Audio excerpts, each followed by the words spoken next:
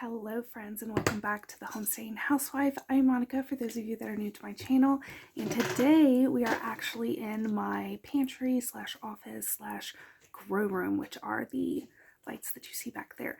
But I was editing this video and realized I did not have an intro. So today we are making a delicious Dijon mustard that is water bath canned, so it is shelf stable for our pantry shelves, and I cannot wait to bring you along for it. Please excuse the pot that I am using. It is my sourdough pot, and so it looks absolutely horrid, but it was the only pot that I had available when I was doing this canning recipe. So you want to start with 2 cups of chopped onion. I just used a yellow onion. And then you want 6 cloves of roughly chopped garlic.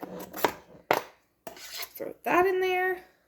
Then you want 2 cups of a dry white wine. If you have been following me for any period of time, then you know that I do not spend a bunch of money on my cooking wines. I wait until they're $2-3 a bottle at one of my local grocery stores, clearance manager specialed, and then I buy the reds and the whites, and then that's what I use to cook with.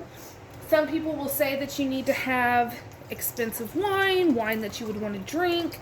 Honestly, unless it's a really sweet wine, I don't want to drink it. And actually, over the last few years, my husband and I don't drink at all. So it is purely just to cook with, and I find it's delicious whether I would drink it or not. 2 cups. Then you want a cup of white wine vinegar. Make sure whatever vinegar you are using, it is the 5% acidity. Teaspoon of salt. 4 peppercorns. We're just going to call that 4. And then the last ingredient is a sprig of rosemary, which we do not have fresh. So we're just going to do a tiny pinch of dried rosemary. And then you're going to bring this up to a simmer and let this simmer for about 20 minutes until the vegetables are extremely soft. So moving right along, our mixture is still cooking down, but we're going to go ahead and get the rest of our ingredients in the bowl that we are going to let this sit at room temperature for 1 to 2 days. So I have a non-reactive bowl here. We are going to add 1 cup of yellow mustard seed.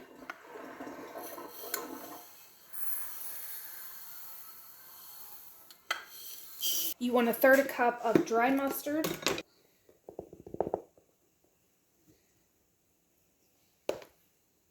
And then 2 2/3 cups of water. All right, everything is fairly soft, so we're going to go ahead and strain this. So you just want to take your fine mesh strainer or whatever it is that you were using, and we're going to press everything through it and then discard the solids. I didn't think that all the way through, so we are going to need a different bowl. All right, so everything is nice and soft, so we're going to go ahead and strain this, and then you want to discard the solids. We have strained all of the liquid out of the solid. Now the recipe says to discard, but I'm not going to. This is actually going to go into a stock, so I'm just going to set it aside because we are not wasting. It still has plenty more to give us, but this lovely mixture is going to go right into our bowl. Give it a nice stir. So now we're just going to cover this loosely and let this set for 24 hours. I am going to set a timer because it says in the directions no more than 48, and we'll get this finished up. Okay, so you know how I said that this needs to sit on the counter for 24 hours, but no more than 48? Well, we are at 48-hour mark, so better late than never. So this is going to have a nice flavor to it. And it does smell amazing, even just right now. So the next step after you let it go for the 24, but no more than 48 hours on your countertop, we then want to blend this, whether that be in a blender or a food processor, to get it to a cooked oatmeal consistency, is what it says. So we're going to do our best to get cooked oatmeal consistency.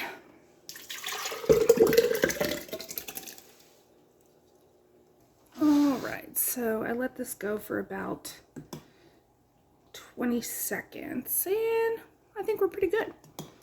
That looks kind of like cooked oatmeal. I don't really like the comparison, but I mean, it did its job. So now we need to get this back into a saucepan and bring it up to a boil and let it boil for 5 minutes. It also states in the recipe, while you're mixing, whether that be blender or food processor, you can add water as needed to get to that consistency. I don't know if it's because we went the full 48 hours, but we had plenty of liquid in there and we did not need to add any water to get to that oatmeal consistency. All right, so I have you nice and up close and personal. So we let the mustard go for 5 minutes, and this is the texture. So, I mean, it does really look like oatmeal, but I would not eat this for breakfast. Anyway, we have nice, hot, clean 4-ounce jars. It does not say we can do anything more than 4 ounce, so that's what we have. So little 4-ounce jars, which I honestly think is going to be perfect. And then these are going to get water bath canned, unlike the whole grain mustard that we made, which I will leave that up here, which got refrigerated. This actually gets to be canned. So we want this to be to 1/4 inch of headspace, which it's really hard to see with that.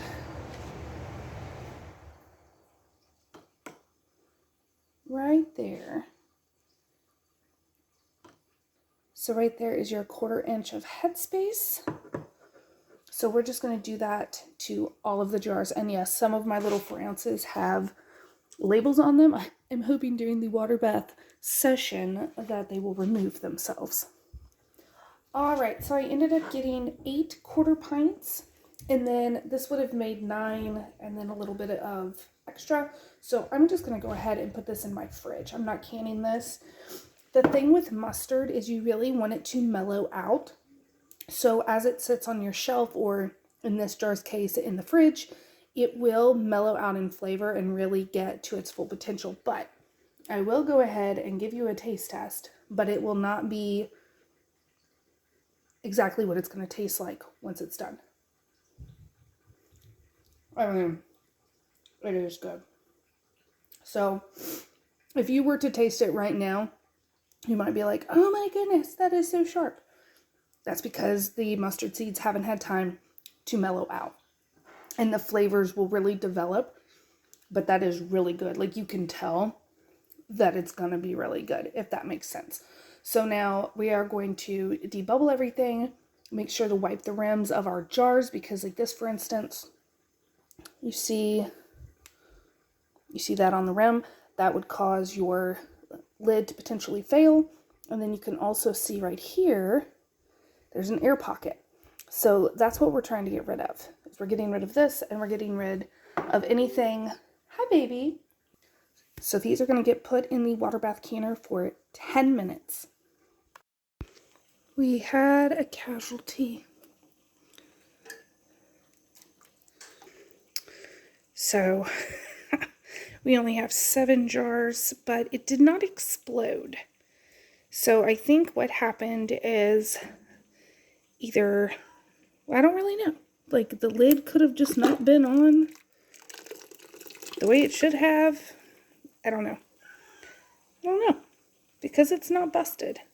And if I would have put the lid on too tight, it would have exploded. I mean, it still, I guess, could have exploded off. But it did not break the glass. Sad day. So here are my remaining 7 dirty jars. But everything else looks perfect. Once everything seals and stuff, I will of course wash these. But I'm going to let these sit in my pantry for a good month before I start using them. Because A, I still have Dijon mustard in my fridge. But also, I really want the flavors to marry and everything to just mellow out before I start using it. Sometimes patience will give you the absolute best product. But my goodness, does this look good. So I hope you try this out for yourself. It is a fairly easy recipe, and it is of course water bath canned for those that haven't taken the leap for pressure canning yet. It's a great way to add something delicious to your pantry shelf. So I hope you enjoyed this video, and I will see you all tomorrow. Thanks for watching.